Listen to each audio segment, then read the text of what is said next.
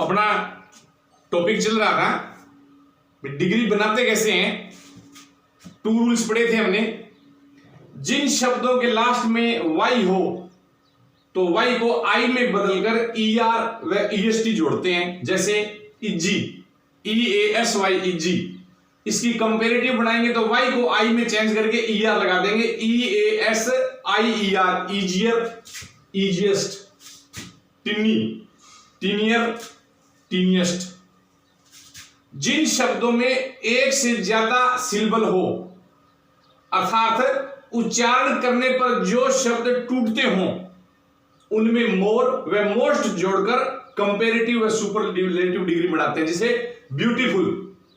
अब ब्यूटीफुल नाम से ही पता चल रहा है भी लंबा शब्द है ये, बट इसका जैसे अपन करें ब्यूटीफुल,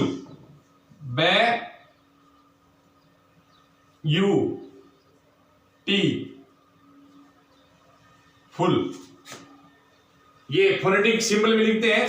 तो इसमें वाउल की एक साउंड ये आ गई, एक ये आ गई एंड एक ये आ गई, यानी इसका मतलब एक से ज्यादा बार इसके अंदर वाउल्स आ रहे हैं। इसका मतलब इसमें एक से ज्यादा सिलेबल है, अर्थात ब्यूटी प्लस फुल, इसका मतलब शब्द टूट रहा है।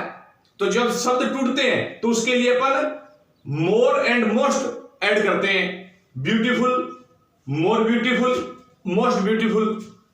Intelligent, more intelligent, most intelligent. Famous, more famous, most famous. तो ये आप इजीली कर सकते हो, आपके स्ट्रक्चर के अंदर दिए हैं, उनको आप बढ़िया तरीके से पढ़ भी सकते हो। अब इसके आगे अपन पढ़ते हैं कि जब डिग्रीज को आपस में चेंज करते हैं तब नोट हो तो हटा देते हैं, यदि नहीं हो तो उसमें नोट जोड़ देते हैं। क्यों? क्योंकि यदि नोट है और उसको यदि अपन नहीं हटाएंगे तो उसका जो मीन है वो चेंज हो जाएगा, उसका अर्थ चेंज हो जाएगा। और यदि है तो उसको यदि नहीं हटाएंगे और यदि नहीं है तो उसमें यदि अपन नहीं लगाएंगे तो उसका फिर मीन चेंज हो जाता है। इसलिए ध्यान रखना है कि नोट है तो हटा देंगे और नोट नहीं है तो उसमें नोट ऐड कर देंगे। एग्जाम्पल के तौर पे Ram is as tall as Mohan. Ram इतना ही लंबा है जितना कि मोहन। ब्रैकेट में दिया है टालर, मतलब कंपेरेटिव डिग्री बनानी है इसकी। इसको कंपेरेटिव में अपन चेंज करेंगे। अब इस बात का विशेष ध्यान देना है कि इसके अंदर नोट नहीं है तो अपन नोट लगाएंगे। तो इसको चेंज करेंगे, देखो कैसे। मोहन, इसको आगे ले आएंगे अपन, मोहन इज।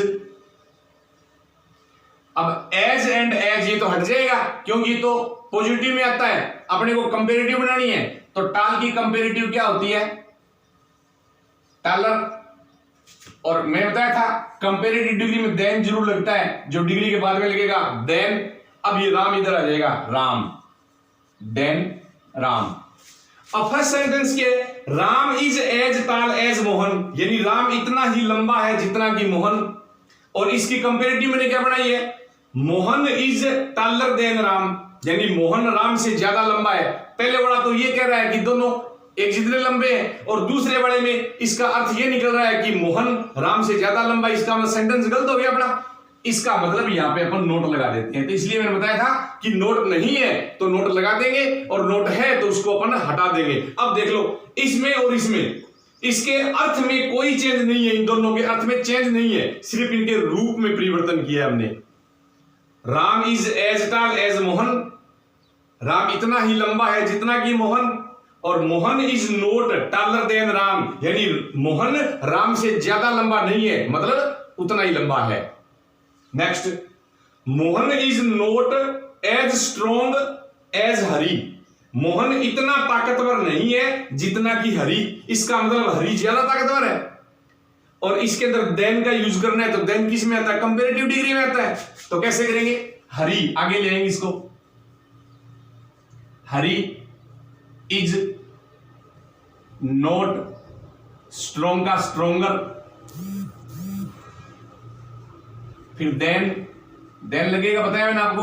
और मोहन इधर ले आएंगे, मोहन देन मोहन। पॉजिटिव में एज है वो हट जाएगा, कंपेरेटिव में देन लगता है वो लग जाएगा। क्या मतलब है इसका? Mohan is not as strong as Hari, Mohan इतना ताकतवर नहीं है जितना कि हरी। और इसका क्या मतलब है? Hari is not stronger than Mohan, यानी हरी मोहन से ज्यादा ताकतवर नहीं है। ऊपर वाला कह रहा है कि हरी ज्यादा ताकतवर है और नीचे वाला कह रहा है कि नहीं है। इसका मतलब हमने नोट इसका हटाया नहीं है, तो नोट हटा दिया हमने। ये बात बताई थी मैंने आपको, नोट है तो उसको हटा देंगे। अब इन दोनों का मीन है ना वो सेम है।